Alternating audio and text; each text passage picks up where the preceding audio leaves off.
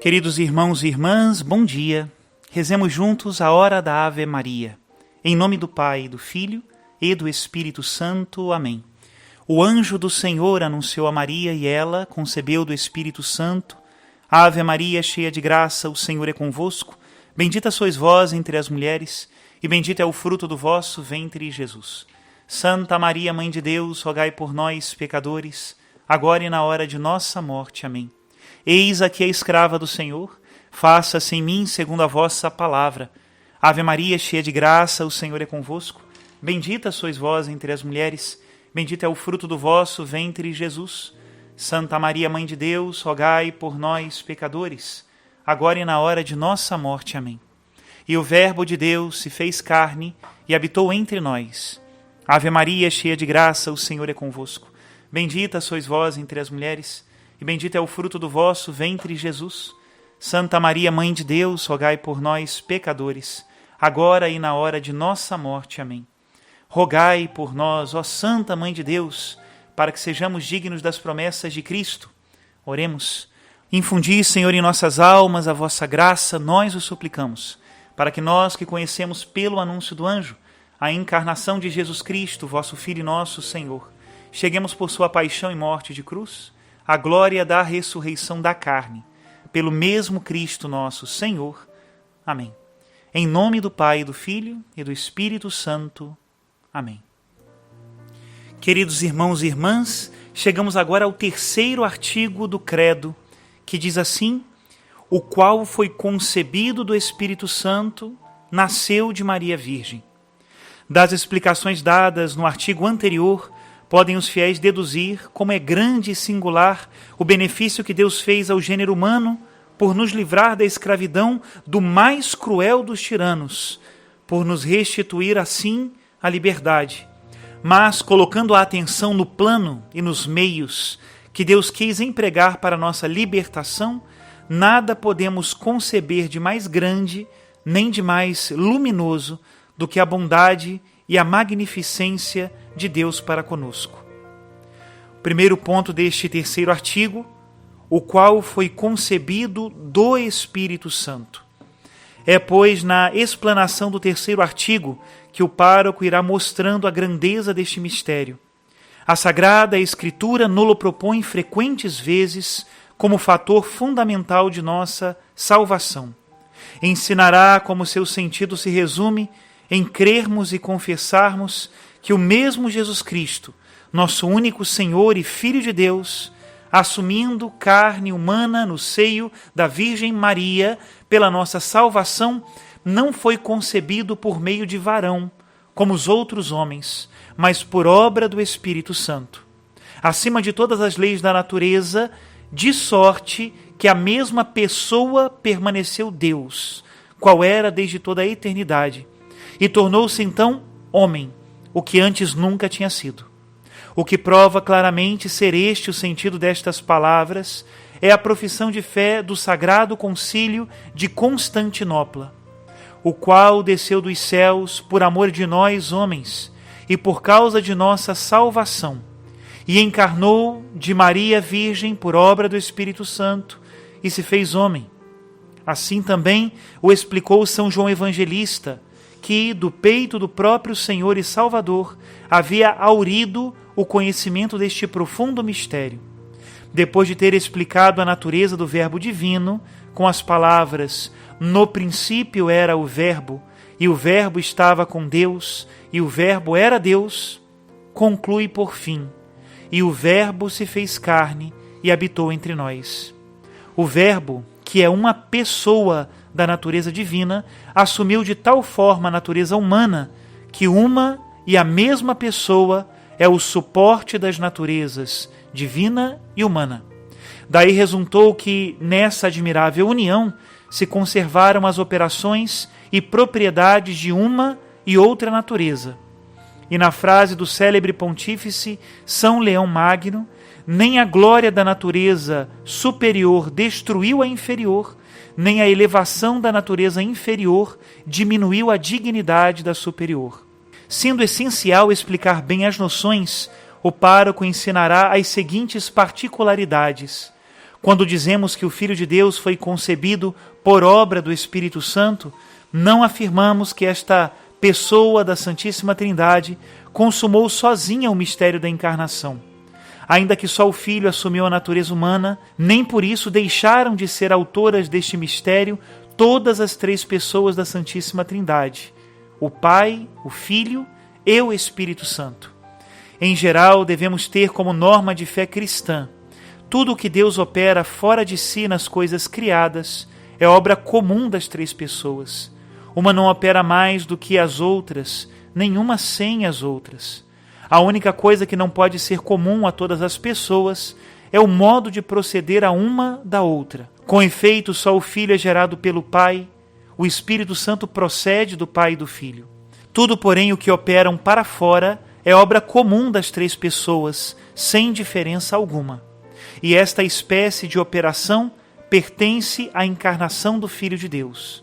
Apesar disso, a Sagrada Escritura consuma das coisas que são comuns às três pessoas, atribuir umas a esta pessoa, outras àquela, como, por exemplo, ao Pai o supremo poder sobre todas as coisas, ao Filho a sabedoria e o amor ao Espírito Santo. Como o mistério da encarnação de Deus nos revela a singular e imensa benignidade de Deus para conosco, é por este motivo que, de modo particular, atribuímos esta operação ao Espírito Santo.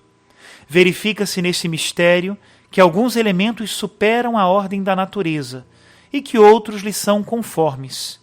Cremos que o corpo de Cristo se formou do sangue da Virgem, sua mãe, e nisso reconhecemos uma operação da natureza humana.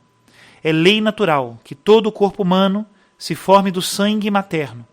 Mas o que ultrapassa a ordem natural das coisas e supera a força da nossa inteligência é o fato de que, num instante de consentir, a bem-aventurada Virgem as palavras do anjo, declarando: Eis aqui a escrava do Senhor, cumpra-se em mim a vossa palavra, logo começou a formar-se nela o Santíssimo Corpo de Cristo, ao qual se uniu uma alma dotada de inteligência, de sorte que, no mesmo instante, o Deus perfeito se tornou perfeito homem.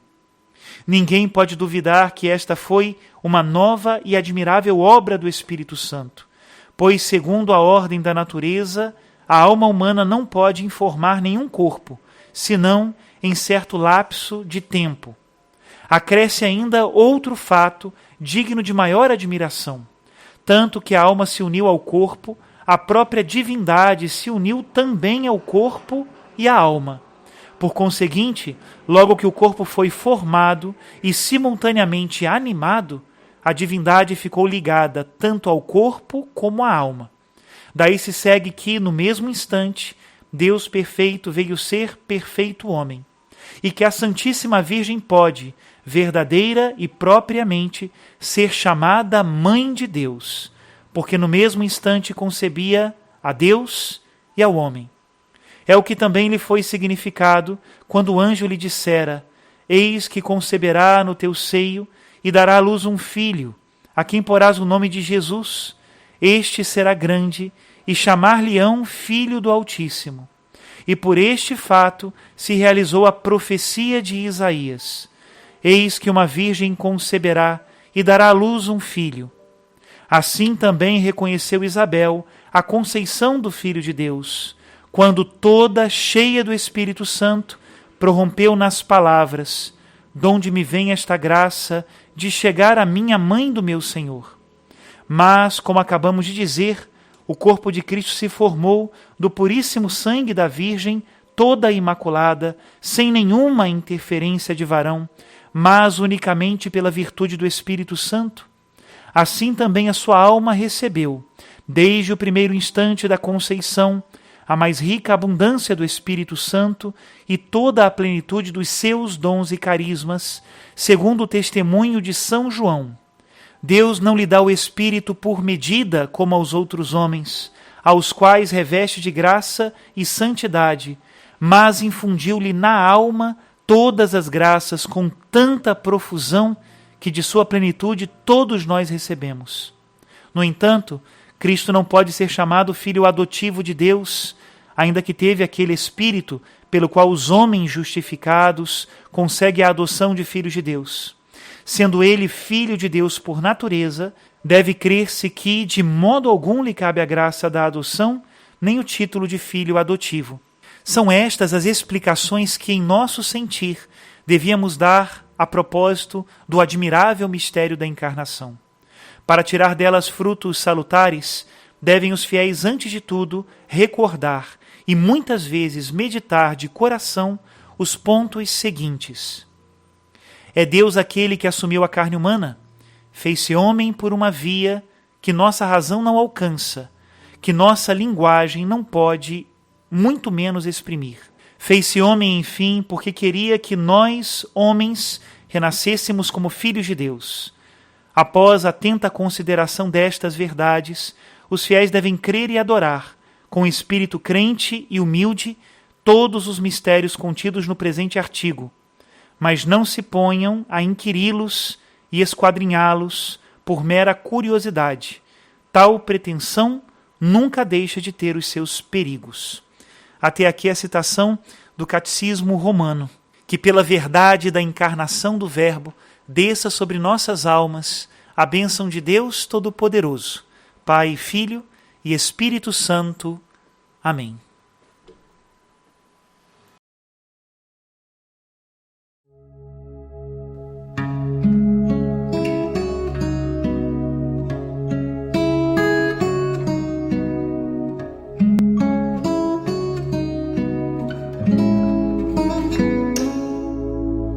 Desde o princípio, antes mesmo que a terra começasse a existir, o Verbo estava junto a Deus.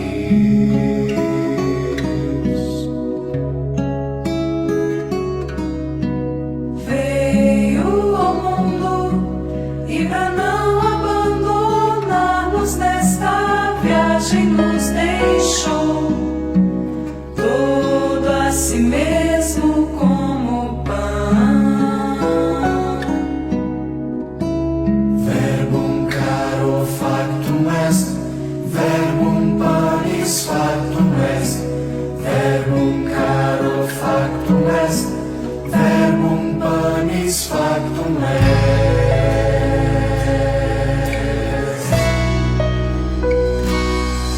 E aqui partes o teu pão em meio a nós, todo aquele que comer não terá mais fome. Aqui vive tua igreja em torno a ti, onde se encontrará a morada eterna. Verbum caro factum est, verbum panis factum est, verbum caro factum est, verbum panis. Desde o princípio, quando o universo foi criado da escuridão, o Verbo está